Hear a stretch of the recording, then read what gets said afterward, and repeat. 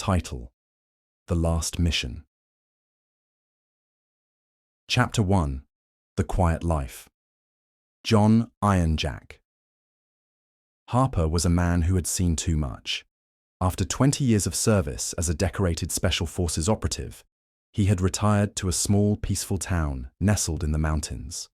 He lived a simple life with his wife, Emily, a kind-hearted woman who had stood by him through every deployment, every mission, and every scar. They had no children, but their love for each other was enough to fill the void. John spent his days fixing up an old cabin, tending to a small garden, and teaching self-defense classes at the local community center. He had left the violence of his past behind, or so he thought. Chapter 2. The storm one evening, while John was away helping a neighbor repair a fence, a group of gangsters rolled into town. They were part of the Black Vipers, a ruthless, criminal organization that had been expanding its territory.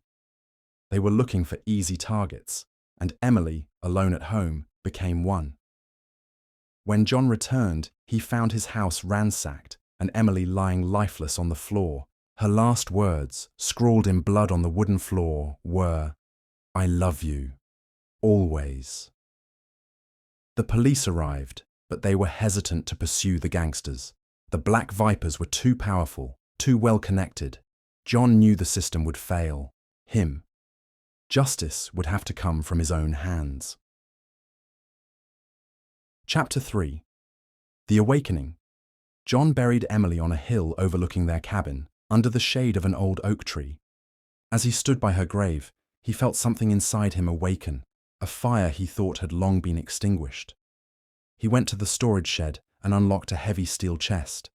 Inside were his old military gear, a tactical vest, combat boots, a knife, and a handgun.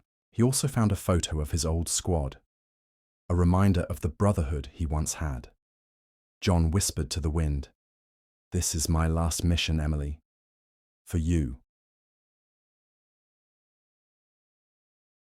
Chapter 4. The Hunt. John began his hunt by tracking down the gangsters who had terrorized his town. He started with low-level thugs, using his skills to extract information. Each encounter was brutal and efficient. He didn't kill unless he had to, but he made sure his message was clear. The Black Vipers would pay. Through his investigation, John learned that the attack on his home was ordered by Victor Kane, the leader of the Black Vipers. Victor was a cunning and ruthless man who had built his empire on fear and violence. He was untouchable, or so he thought. Chapter 5. The Reckoning. John's journey took him to the heart of the city, where the Black Vipers operated out of a heavily guarded nightclub called the Viper's Nest.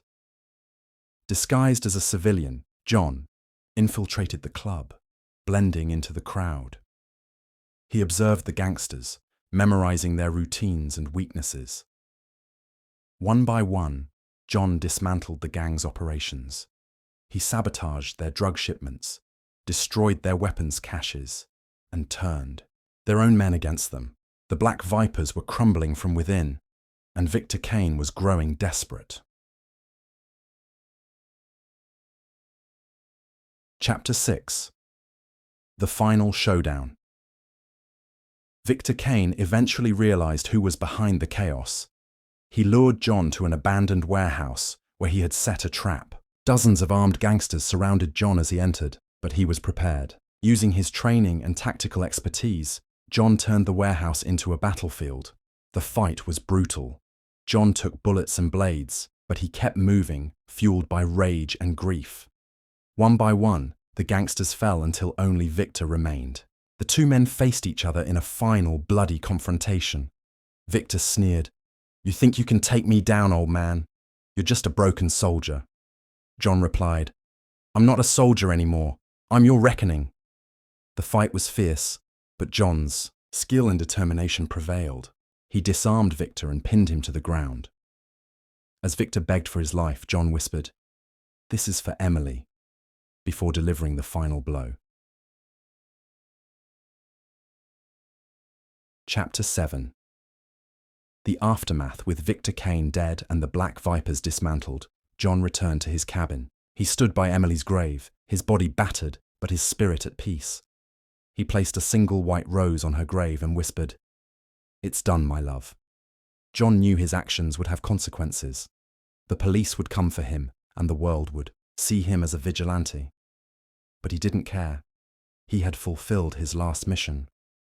As the sun set over the mountains, John sat on the porch of his cabin, a faint smile on his lips. He had avenged Emily, and now he could finally rest. The end.